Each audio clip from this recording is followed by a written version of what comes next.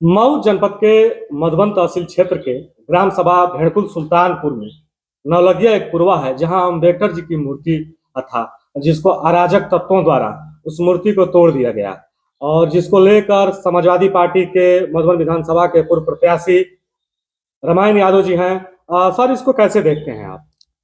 बाबा साहब भीमराव जो संविधान निर्माता थे, जी, इन्होंने बहुत संघर्ष करके जी, और देश को इस ऊंचाई पर पहुंचाया जो हम आज आपके सामने बोल रहे हैं। जी, बाबा साहब की मूर्ति का अनावरण वहाँ के लोकल ग्रामीण द्वारा स्थापित किया गया था। जी, जो बाबा साहब को हर साल वहाँ अभी माननीय राष्ट्रीय अध्यक्ष जी का निर्देश है कि बाबा साहब की जो जयंती मनाई जाएगी वो बड़े पैमाने पर मनाई जाएगी। 8 तारीख को समाजवादी पार्टी की मीटिंग है मऊ में, इसे में सफल बनाने के लिए।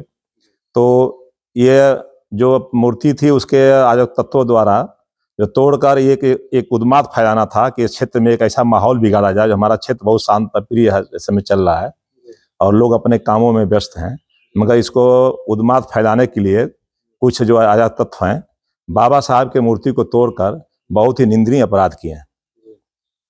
और नेताजी, छात्र जीवन से अगर बात की जाए, आपकी राजनीति छात्र जीवन से शुरू हुई और आप एक राजनीति के बहुत बड़े खिलाड़ी कह लीजिए हैं। ये सरकार का जो घटना घटी है, इस सरकार को क्या कह सकते हैं? बिल्कुल सरकार निष्क्रिय इस पे कार्य कर रही है। सरकार बड़े बड़े वादे कर रही है कि डबल इंजन की सरकार है और इस तरह से घटनाएं घट जा रही हैं। अभी उसी के बगल में तिघरा में चोरी हुआ, अब तक उसका खुलासा नहीं हुआ। इस तरह से अगर इसको कैसे देखते हैं?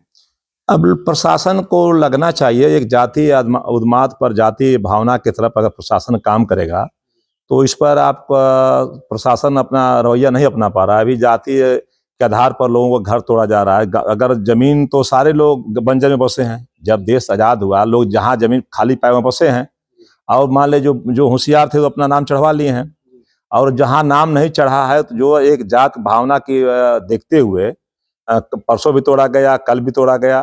तो जो जाति भावना के हिसाब से लोगों का घर तोड़ा जा रहा है, एक एक रुपया कर्ज लेकर वो अपना घर बना रहे हैं और जाति की भावना से देखकर लोग उनके घर मकान को ध्वस्त कर रहे हैं। ये तो निंदनीय है। नेताजी, एक और मेरा सवाल है। अभी हाल ही में कुंभ को लेकर बड़े बड़े सरकार दावे कई कर रही है कि इतने करोड़ लोग स्नान किए हैं। क्या कुंभ की स्थिति रही है? थोड़ा अपना बारे में इसके बताइए। कुंभ एक हम हिंदू धर्म के लिए एक बहुत अच्छा पर्व था।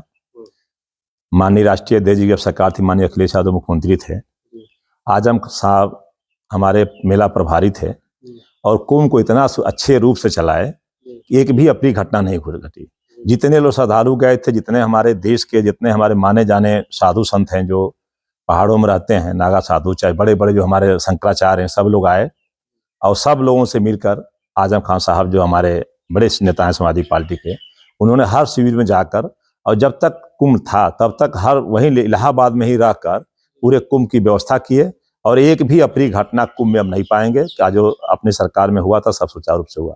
किसान कितना खुशहाल है इस सरकार में? अब किसान, हम लोग भी किसान है। किसान की स्थिति है, घोसी चीनी मिल में देख रहे हैं गन्ना का, जो माननीय स्वर्गीय कल्पनाथ राय जी घोसी चीनी मिल को बनाए थे और मऊ ही नहीं पूरे देवरांचल क्षेत्र के किसान आज पर्ची के लिए महामारी में झेल रहे थे और किसानों ने अपना पर्ची गन्ना लेकर मिल पर जा रहे हैं और सीसीओ द्वारा, वहाँ के प्रशासन द्वारा किसानों को अपमानित किया जा रहा है। हम लोग अपना गन्ना, किसान अपना गन्ना दे रहा है, पैसा भी नहीं मिल रहा है। अभी गेहूं की फसल है, सरकार ने गेहूं के फसल का भी कोई इतना अच्छा रेट हम लोग को नहीं दिया। किसान, जब सरकार आई थी भाजपा की तो उन्होंने कहा था कि हम किसानों की आय दूना करेंगे। अब तक किसी किसान की आय दूना का हम लोग यूरिया डाई सब दूने दाम पर हो गया, मगर किसानों का जो फसल है वो अभी दूना दाम नहीं हो पाया।